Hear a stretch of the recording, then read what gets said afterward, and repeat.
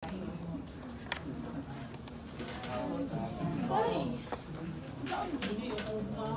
buwan yun.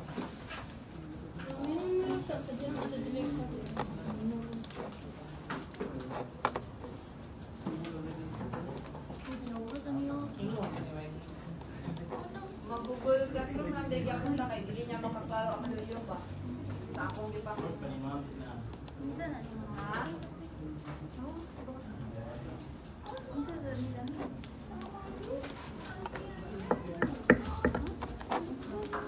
Tanong po ka.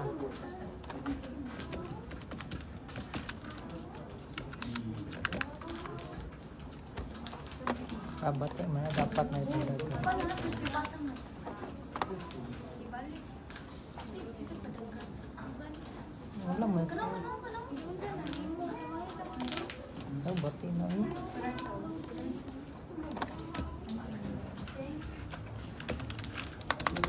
Kasi,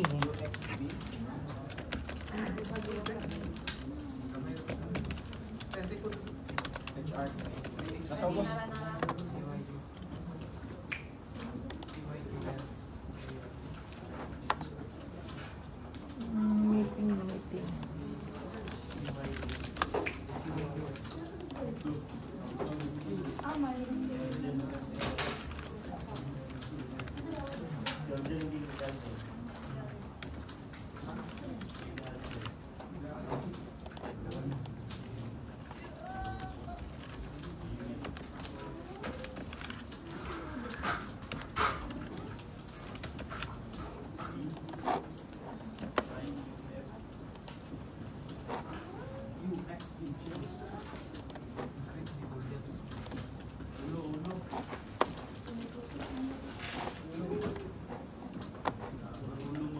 Okay na ang tanan? Okay.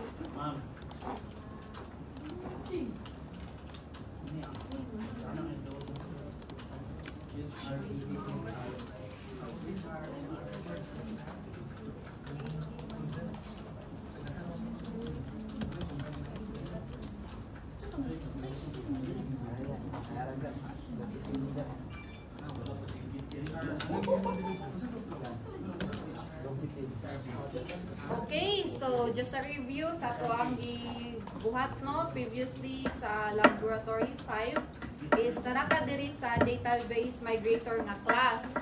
Ang kani nga class is na diri nakasulod ang logic of operation sa pag migrate jud mismo sa ato ang mga models. Nga naa diri na class database models.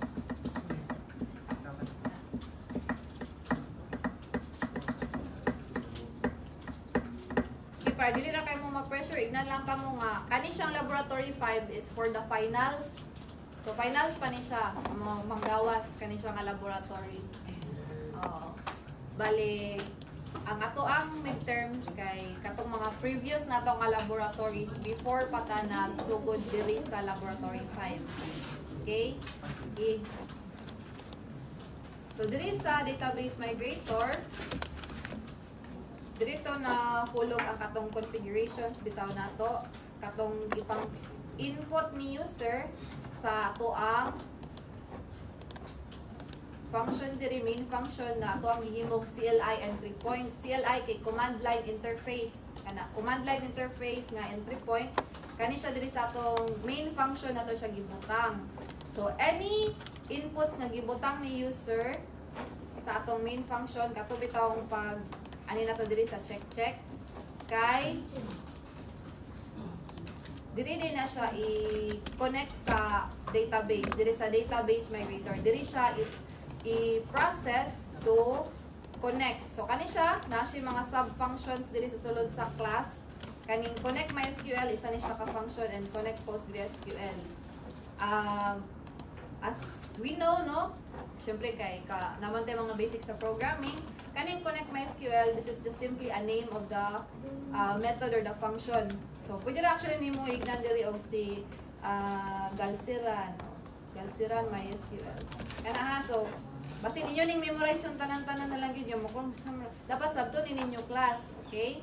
So, sa sulod sa database migrator DI, dapat natay constructor atong constructor na Natay katong butanganan sa tanan natong gipang input gikan sa entry CLI entry point. So dili na siya gipangutang. Bali gipangsulod sila og variables. Ana, pangsulod sila og variables tapos kato nga mga variables nga gipang buhat diri kay dapat ato to siyang gamiton to connect to the database servers, both the old and the new. So in order to do that, we need to make two functions to connect to the old, tapos ang isa din kay sa new. So sa old na connection, this is the logic inside of it, kani nga function. So you can do it any other way that you are comfortable with. So pwede ra pud gani dili jud mo mag JavaScript ani inig-abot nato sa ato ang laboratory quiz, no? Musugot ra og other language basta kay muni ang iyahang logic para ma-construct ni ninyo ang migration script. So sa sulod ani, syempre connect to database is kani siya nga syntax is particularly sa JavaScript ra gyud ni siya. Okay. Kani actually siya ang needed to connect to the database server for MySQL na side. Kaning console.log is simply to log nga nahuman na ra gyud ni siya, murag kanina siya ang magpahibalo sa user through the command line interface nga naka-connect siya sa MySQL na database. Actually, kuan pa ganina siya kanang dili gid siya kanang for enterprise ready kay what if dili siya mo connect o nya humana lang siya direct execute nga code block so diretso siya diri, so medyo faulty pa gid ni siya sad. So kana lang ang ato lang yung goal tonight is makasabot mo unsay dapat naa sa sulod sa isa ka migration script. So again, so far we have discussed nga dapat naapod siya connection sa mga database, dili siya masulod. So syempre basic to migrate the data from the old database to the new database, dapat na kay connection both sides. So muna siya ang connection both sides. Okay. Next is ang iyahan na dayong migration nga logic. Mismo gyud. Bali ang kato na dayong pag-change sa data types o mga needed nga adjustments based sa comments kay imong nag-gather or imong gipangbutang sa ato ang documentation na mapping. Tama tayo mapping documentation last meeting, di ba? O kato. So kung saan imong na-comments dito, mo imong basihan para sa pagbuhat diri. So sa sulod diri nga function, gitawag to nato ang katong connection nga atong gibuhat diri. Kay nganuman, katong nga connection ang basihan nato to pull the data from the old and the new. So in order to do that, sa nang ipangkuanapan, hindi mo mag-ibog asang mo mag-focus kani. So const tables diri dayon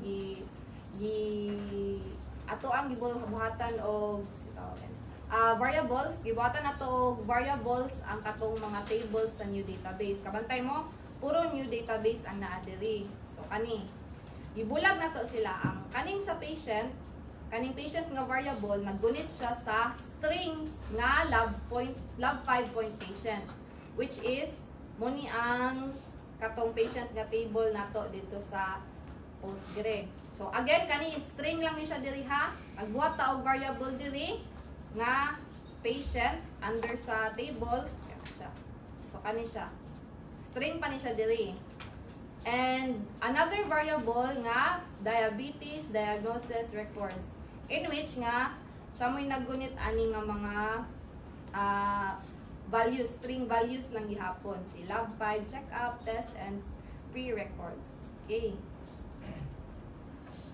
So kani siya is gibuhatan lang din ako diri og wait, so dili kay ni siya importante nga code line. Pero gibuhat lang din ako in case na uban classmates ninyo nga naka-miss out of create og schema ato nga time. So at least man lang if ever na ni skip og code dito tapos wala din sila naka-set up sa database, makalahos lang og create up. So madali ra na ako og troubleshoot kung mangayo sila questions. I mean, mangayo sila solution. So ani wala dili ra kay na siya important. Tapos after ana Dito na din sulod sa try-catch nga block ang katong pag-migrate yun nato based sa mapping. So, ang kato din variable nga patients nga itong gibuhat dili. Ito siya. Dati lahi nga variable nga patients dili. Lahi ni siya dili nga patients. Lahi po din siya nga patient. Again, kani nga variable dili nga patient is nakasulod siya dili sa tables, tapos ang yang value is string. Sa sulod dili sa try-catch, kaning patients nga variable is array ni siya nga maggunit sa result ani nga query. Bali kani nga query, kabalo man tanong nga kung kani nga query meaning ana kay i-select niya tanan nga data rows sa sulod ani nga table. So bali isulod sa kani nga query, kani nga particular line of code ang tanan nga mga results sa patient nga table. So nana siya diri sa patients nga array. So any needed nato nga data sa patients nga table, dili na ta kinahanglan mag-open sa MySQL nato nga query. Bali, diri na lang nato siya kwaon sa array mismo nga patients. Again, lahi ni siya nga variable, kani siya nga variable is naggunit sa tanan nga results sa patient table, tanan nga data niya. Ani nga patient is naggunit lang siya og string. Okay. Any questions so far? Wala pa? Ma'am, kanang babaw nga table kaning para sa patient, ma'am. Yes. Kaning constable. Constables o Yes, kani? kaning constable ng mga kanang nag-create ang variable. Wala ni siya, ma'am. Dili para ni siya sa new, ma'am. New nga Oh, database. sa new nga database. Siguro na siya nag-create og table na diya, ma'am. Wala siya gi-create, variable lang gid ni siya. Variable lang yun siya nga. Variable lang gid ni siya. Tapos gibuhat actually nako ni siya kay para na po ko'y basis ba kay kapwen kog altab. Depende ginani sa inyong coding nga style pero ingonan ni ko mag-code. Sorry class. Kung gubot jud siya. Pero again, ang logic na tong need ha para kamo maka-create mo inyong own nga migration script yun. Okay. Sige, so guman diri nagbuhat din ta og for loop. So again, kani siya dili is wala pa dili ni siya kanang nagbuhat ta og table sa database mismo. Bali kung kato mga kabalo og JavaScript gamay, I think kabalo man jud mo gamay JavaScript kay ang inyo hamang front end tanan kay JavaScript, di ba?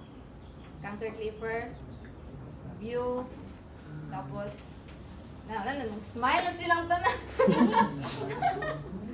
Sige lang class, mudawat ra ko kung sa mga familiar nga language. Kana. Gibuhat lang ako sa JavaScript kaya nag-assume ko. Japanese daw mo. Japanese. Okay na po. Okay. Tapos nagbuhat din tag for loop. Kani nga for loop is kani nga patients diri nga variable is gitawag nato ni siya nga variable si patients. Tapos nagbuhat ta og bag-o nga variable. Para di mo mawalaan every const nga naabi tayo nga line nga naay const, it's a declaration of a variable basta const. So, constant kana. Variable na siya. So nag-declare ta og variable nga patient record. Bali tanan nga record sa patients sa isa ka table, mangita ko kuan bin. Sample. So bali tanan nga record sa patient, muna ni ang sulod sa kani silang tanan ang sulod sa patients nga variable. Again, imagine ninyo ha, muni ang result. Example, kani siya nga query, pag-run ani, muni ang nakita ni computer. So, kaning tanan, gibutang niya sa patients nga variable. Tapos, nag-create din ta og bag-o nga variable nga patient record, in which nga, kani siya mo'y magkuha sa per line. So, per line lang. So, kaning si patient record kay per line sa tibuok nga patients nga variable. Again, ang mahitabo kung i-run ni siya, kani nga query, o kani dayon nga code line, in which isulod niya ang result ani nga query, munya makita ni computer. Kani din tanan, yang isulod ani nga variable si patients. Tapos sa for loop, kani tanan nga patients record kay mahimong basihan ani nga variable. So kani nga variable magkuha ni siya, mag-usab-usab ni siya og value based sa patient nga table. Ay, tama, table nga gibutang diri nga array. Okay? So again, kani nga variable, sulod niya kani tibuok, di ba? Kani din patient record, kay per line siya ni patient. So, since for loop man, magsugod din na siya diri isa. Isa nga line. So, ang kaning first line, kani siya, tanan niyang data kay masulod kang patient record. Again, first line, makuha niya diri. Kani din ang first line. Kani tanan nga first line, makuha niya diri, masulod kang patient record. Okay, nagsulod din niya kang kaning patient record, mag-proceed din siya diri. So, sa sulod diri nga for loop, ang iyahang ginabuhat diri is gina-insert niya, diri na mahitabo tong migration. So, gina-insert niya directly gikan sa patient record. So, kani siya, kani nga line, ginakuha niya ang value, kani nga column, ID. So, kung madumduman ninyo, ang ato ang old database, saan naman ito na ako? Kani, tara. So, kani si patient nga table, naa siya mga column nga ID, first name, middle name, last name, address, and so on. So, case sensitive ni siya class. Bali, inigabot diri, i-call nimo ang particular row ni patient record, kinanglan pareha siya og column ato nga name. So, kung i-map nato dito based sa inyong mapping documentation, no? Nga kaning si ID sa new nga database is naa siya diri sa patient nga table, unya ID ang iyang column nga need i-migrate, then imo lang din na siyang patient record dot unsa nga column name. So this example particularly kay ID man. So mo nang dot ID. Tapos kaning si full name naka-comment man ni nga concatenation. So kung makita na to diri kani siya particularly is gi-concatenate nato ang first name, middle name o last name ni patient diri. So this is one way of concatenating those variables nga first name, middle name, last name. So kani this is just one way. Kana mura siya kuwit kana malipat niya mo class kana under sa x, kana escape key under sa escape key, kana siya nga symbol. Tapos needed ni siya nga syntax for JavaScript. Kani siya kanang $sign tapos open close for placing the variables inside a string for concatenation. Kana siya atong name. So again, patient record, first name, kuha na to diri nga column. Patient record, middle name, kuha na to diri nga column. Tapos, na may mga tao nga wala man yung middle name. So sa JavaScript, naman ko yung mahitabo ani if undefined or null, kay basta dili siya ma-handle og tarong is mag-error din siya. Kanano sa iyang payload for diri nga part. So, in order to handle that, gigamit ni nato nga operand. So, kaning operand, kalimot ko sa ilang mga pangalan. Kanang line, kay if ever kani siya, na particular variable is mag-return og null or undefined, ang iyang i-result kay kaning empty nga string. Okay. However, if naa siya isulod, dili empty nga string ang iyang ihatag.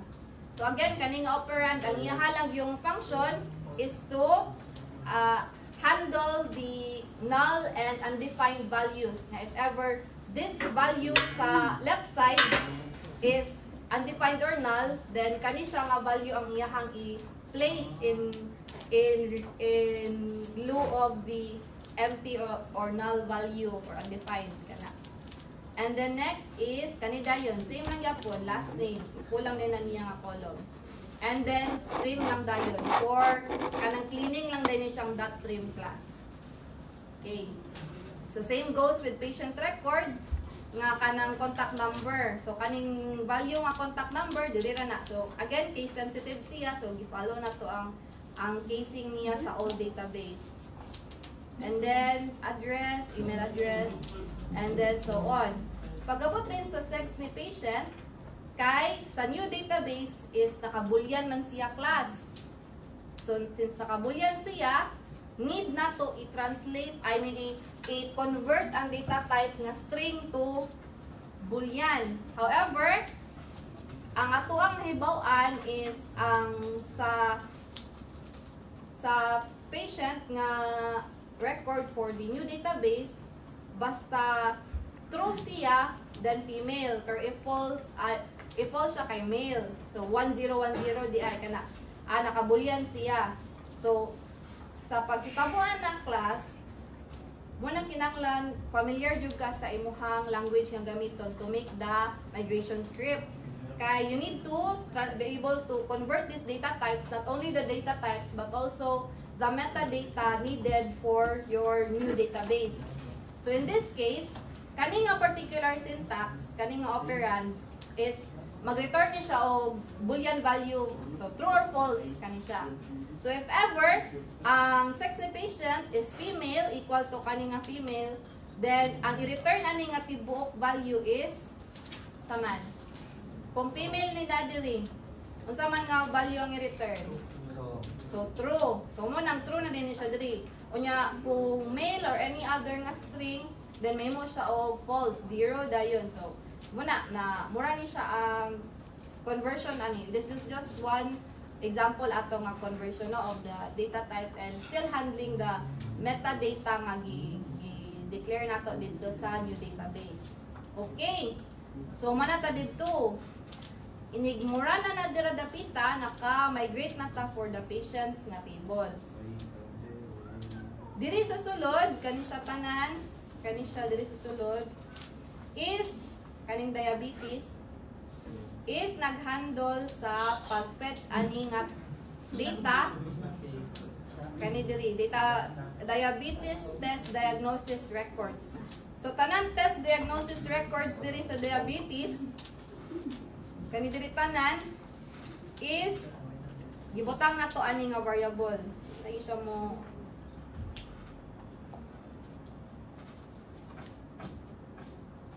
tara. Gibutang na to diri nga variable. Kaning diabetes nga variable in which nga array ni siya ha. Basta mag-declare kag array sa JavaScript, ingon ani ang iyang declaration. Okay. Sige. So same lang gyapon to tong gibuhat dito class previously sa patients. Gi-fetch na to siya dito sa awaits kani siya nga syntax para makuha na to tanan results diri nga data kani nga query kay maghatag manig result sa tanan data ani nga table. So muna ato nang gi-fetch again. Tapos na-save na po siya diri sa diabetes nga variable and nag-create na dayon tawag for loop. And sa for loop, same lang og logic. Per record sa tibuok diabetes nga variable, kani nga array nga nagsulod sa tanan natong result diri, kay gikuha na to yang row. So muni, nagbuhat ta og variable kani nga row diabetes records.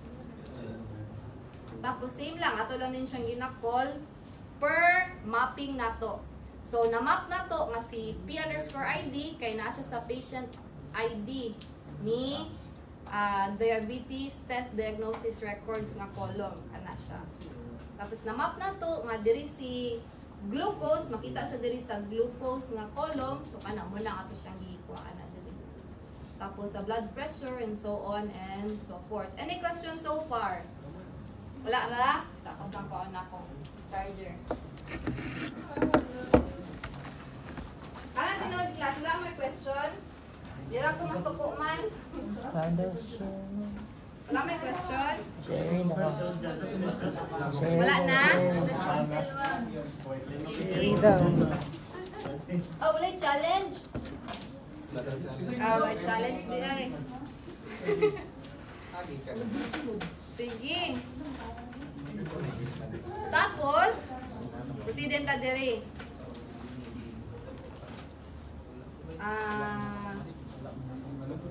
Per await, nakita ninyo no await kana siya. This is actually line lang ni siya of code. Pero ako lang siyang ingana para dili ko maglibog. So, actually na siya. Pero para dili ko maglibog, ako siyang gi-enter. So, nagahitabo diri again. So, same lang gyapon. Diri sa number 1 nga variable, kanang dollar sign. Diri ato na yung butang diri. Tapos diri dayon. Muna siya ang timailhan kung unsa nga order ni nga variables mo insert. Again, mura ni siya ang timailhan nga unsa nga variables diri ang mo insert. So, ang fifth nga variable insertion, diri siya masulod sa BMI. Tingana. Same goes dayon diri. Pag-abot nato diri, per query nato manggod, kinahanglan nato siya ibulag. Kani. Pwede po dato ni siya iisa diri class, pero para dili kay ta maglisod o visualize, ako siyang gibulag. So diri ang ato ang gi-migrate is ang RC checkup nga table. Tapos diri kay ang RC lab test dayon nga table.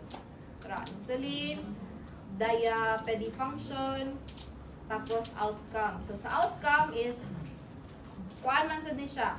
Kung makita nato diri nga sa tawag kani nga syntax, unsa gani ang i-return ani kung ingon ani ang syntax sa code line kani sa JavaScript. Ha? Oh, tama, boolean. So diri nag-convert po dayon ta sa outcome. Kaning outcome diri i-convert ni nato into boolean. Although same siya nga 1010, ato lang siyang gi-convert as boolean value gyud para clean gyud ang ato ang pag-migrate sa data. So muna 1010. Okay, tapos next dayon kay RC pregnancy records na dayon nga table, pre-records. Same lang gihapon kani age, pregnancies, nya, patient ID. Dali ra kayo class ba? Dili. Dali ra na. Bitaw, na may pangutana? Secret. Bitaw, na may pangutana? Na may pangutana? Wala na? Okay.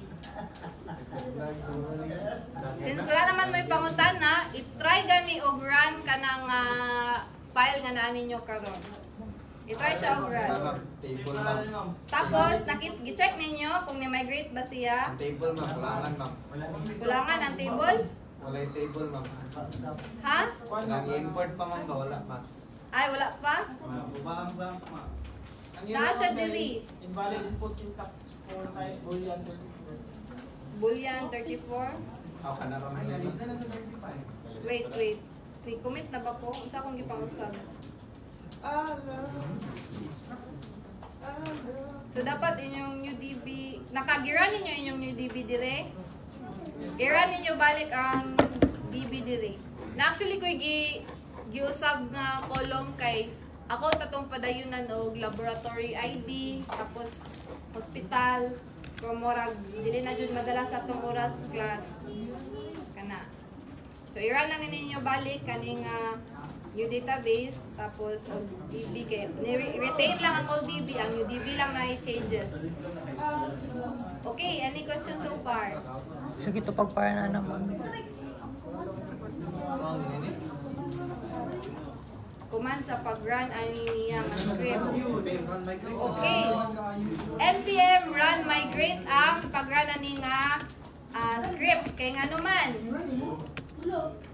i-declare na to din sa ato ang package.json file.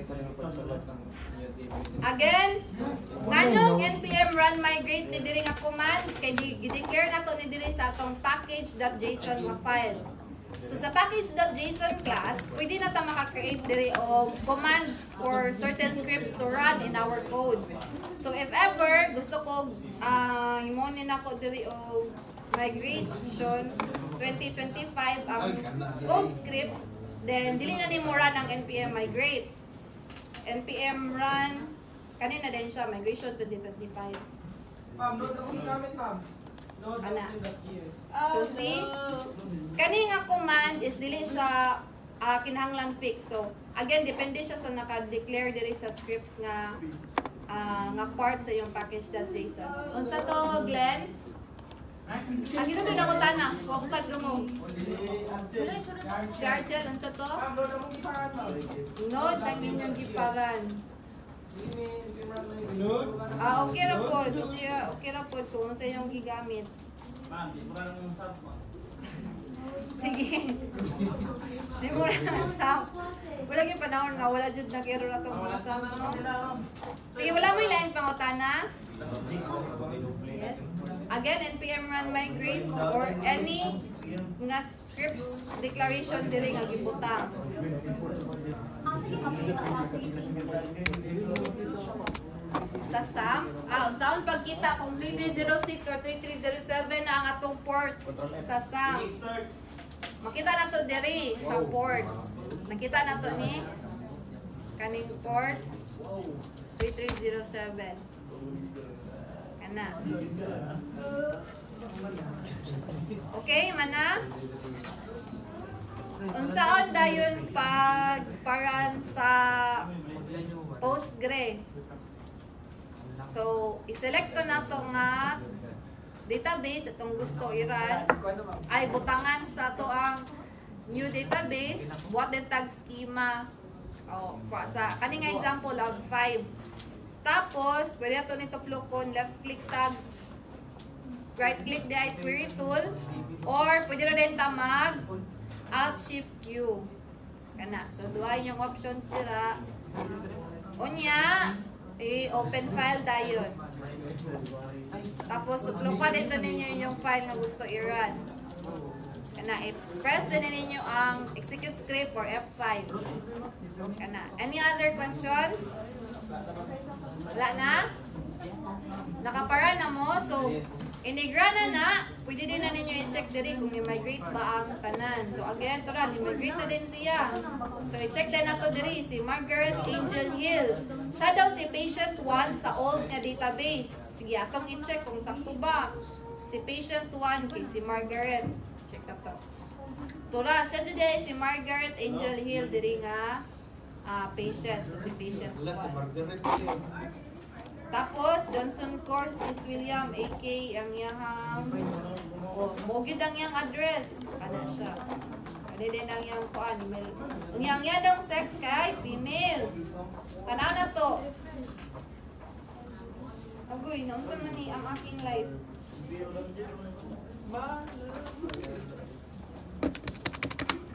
Dun.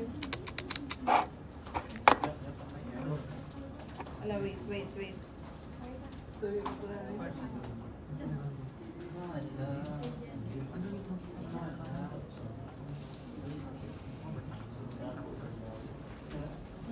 Dapat ibutangan din ako diri og trim class. So again, ingon ani ang may tabo class, dili ninyo i-clean ang inyong hamstring nga values from the old database to the new database. Kaya kung wala kaganina, wala may trim, na possible cases nga ang kaning variable is mag-return siya og leading nga spaces. Tapos kani siya nga particular nga operand nag-need siya og exact yun nga same value in which dapat ingon ani ang dagway. So naay tendencies nga kung walay trim ingon ani na may tabo. Yang i-return as false ang tanan kay wala niya nakita ang same value diri pag-fetch. So manang importante pud ang mag-sanitize ta or mag-clean sa to ang data inig mag-migrate ka na. Kanaon na to siya class. Any questions so far? Wala na? Wala na class?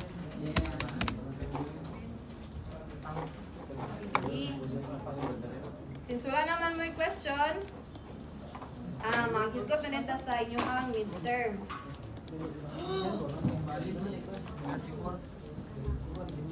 O sang ikuan ha? Stop sharing.